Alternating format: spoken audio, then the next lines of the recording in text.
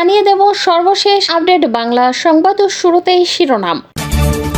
অবৈধ প্রধানমন্ত্রীর তথ্য উপদেষ্টা সচিব অজয় জয় ব্যাংকের গোপন কোড ব্যবহার করে বাংলাদেশ ব্যাংকের বৈদেশিক মুদ্রার রিজার্ভ ফান্ড থেকে ৮০০ কোটি টাকা ডিজিটাল পদ্ধতিতে ডাকাতির রিপোর্ট প্রকাশ করল ভারতীয় গণমাধ্যম। থাকছে বিস্তারিত প্রতিবেদন।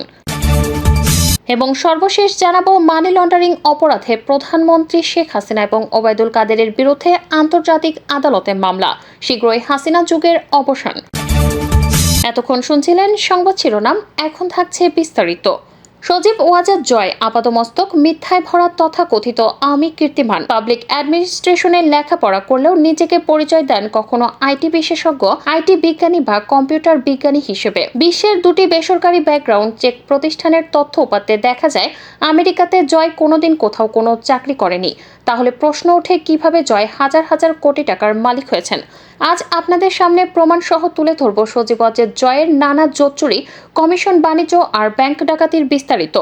সচিব অজয় জয়ের অন্যতম কোম্পানি ওয়াজেদ কনসাল্টিং ইনকর্পোরেট। এই কোম্পানিটি বিশ্বজুড়ে বিভিন্ন জার্নাল এবং মিডিয়ায় দেখে আসছে, কিন্তু এই কোম্পানির কার্যক্রম নিয়ে নানা রকম রহস্য আর কৌতূহল রয়েছে। ওয়াজেদ কনসাল্টিং এর স্টেট কর্পোরেট কমিশনের আইডি নাম্বার 06339808। যুক্তরাষ্ট্রের কোম্পানি ডাটাবেজে দেখা যায় ওয়াজেদ কনসাল্টিং ইনকর্পোরেট 1500 শেয়ারের সবগুলোই জয়ের নাম রয়েছে। কোম্পানিটিতে জয় ছাড়া অন্য কোনো কর্মকর্তা অথবা কর্মচারী নেই। জয় নিজেই এজেন্ট এবং নিজের কোম্পানির প্রেসিডেন্ট। কেউ জানে না কী ধরনের সার্ভিস দিচ্ছে এই কোম্পানিটি। মজার বিষয়, যাকে তথাকথিত ডিজিটাল রূপকার বলা হলেও তার নিজের কোম্পানি নেই, কোনো ওয়েবসাইট নেই, নেই কোনো অফিস। ওয়াজেদ কনসাল্টিং কোম্পানি নিয়ে জয় চাতুর্যতার পথ অবলম্বন করেছে। প্রথম থেকে কোম্পানিটি জয় ভার্জিনিয়ার 38174 এলাকায় বাসার ঠিকানা চালিয়ে আসছিলেন, কিন্তু পরবর্তীতে ওয়াজেদ কনসাল্টিং ঠিকানা বদল করে 11654 প্লাজায় নিয়ে আসেন। আমাদের অনুসন্ধানকারী টিম দেখতে পায় এই ঠিকানায় শপিং সেন্টার রয়েছে, টিউবলেস বা ইউনাইটেড পোস্টাল সার্ভিস, সোজা বাংলায় বেসরকারি কুরিয়ার প্রতিষ্ঠান। এখানকার 318 নম্বর লকারটি ভাড়া দিয়ে জয় তার এই বিশাল অফিস চালিয়ে আসছে। এমনকি হাস্যকরভাবে নথিতে অফিস সময় উল্লেখ করা হয়েছে সোমবার থেকে শনিবার সকাল 8টা থেকে সন্ধ্যা 6টা পর্যন্ত। 1998 সাল থেকে জয় যুক্তরাষ্ট্রের বেশ কিছু ব্যবসা বাণিজ্য শুরু করে, তার মধ্যে অন্যতম ছিল MPION ইনকর্পোরেট।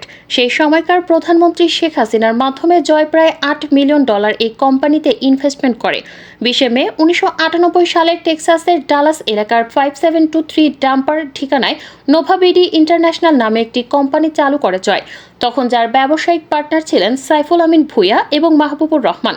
2008 সালে মঈন ফখরুদ্দিনের মাধ্যমে শেখ হাসিনার ক্ষমতায় আসার পরপরই 2009 সালে Blue Ridge Investment and Finance নামের একটি কোম্পানি চালু করে জয়।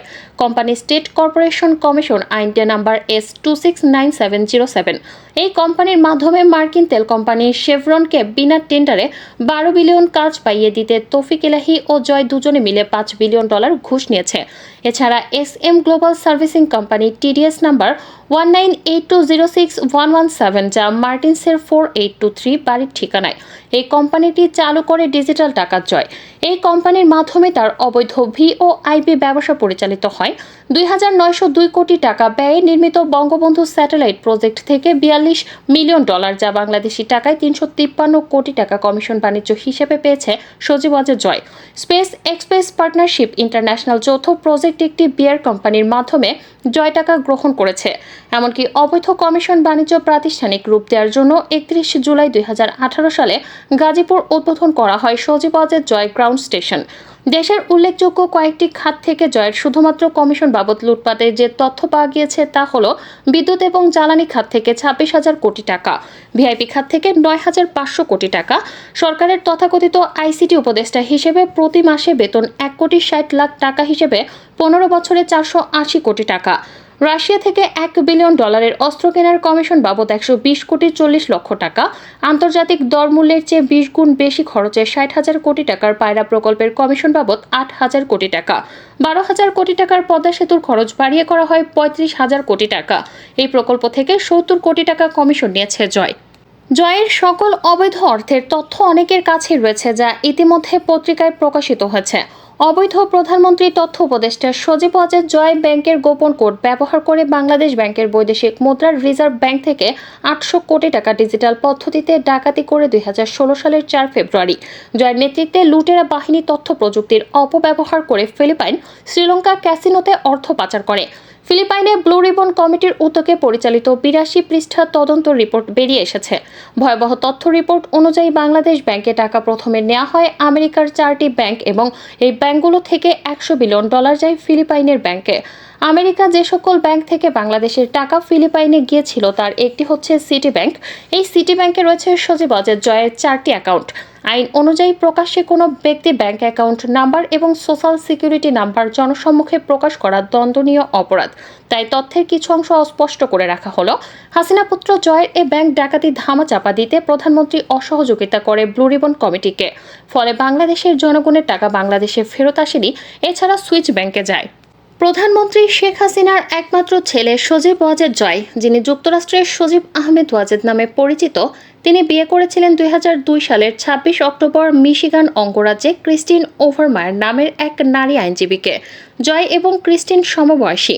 জয়ের সাথে ক্রিস্টিনের এই দীর্ঘ দাম্পত্য জীবনের আনুষ্ঠানিকভাবে কোনো ডিভোর্সের মাধ্যমে সমাপ্তি ঘটেছে বলে আজ পর্যন্ত তাদের দুজনের কারো পক্ষ থেকে নিশ্চিত করা হয়নি। তাদের সম্পর্কে টানাপোড়েনের বিষয়টি অনেকদিন ধরেই আলোচনায় থাকলেও যেহেতু তারা অফিসিয়ালি এ ব্যাপারে মুখ খোলেননি, তাই তাদের ডিভোর্স হয়েছে এই ধরনের দাবি যদি কেউ করে থাকেন তবে সপক্ষে কোনো প্রমাণ তারা দেখাতে পারবে না। জয়ের সাথে ক্রিস্টিনের সম্পর্কের ইতি বেশ কয়েক বছর আগেই ঘটেছে। জয় এবং ক্রিস্টিনের পাবলিক রেকর্ড ঘেটে এই সপক্ষে প্রমাণও পাওয়া গেছে।